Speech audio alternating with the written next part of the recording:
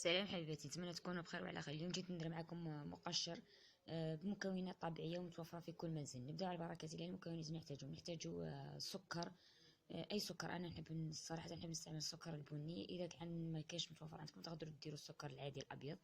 والمكون الثاني اللي هو نصف حبة طماطم.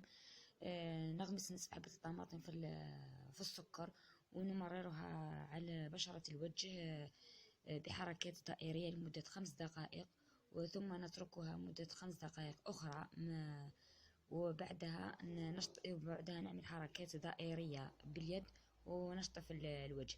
نغسل بماء بارد ونمرر قطعة ثلج، وبعدها نرطب أي كريم مرطب أو أي زيت تستعملون. نتمنى تكون الوصفة هذه تعجبكم وتجربوها وتعطوني آراءكم عليها. وفي الأخير سلام، إلى الملتقى إن شاء الله.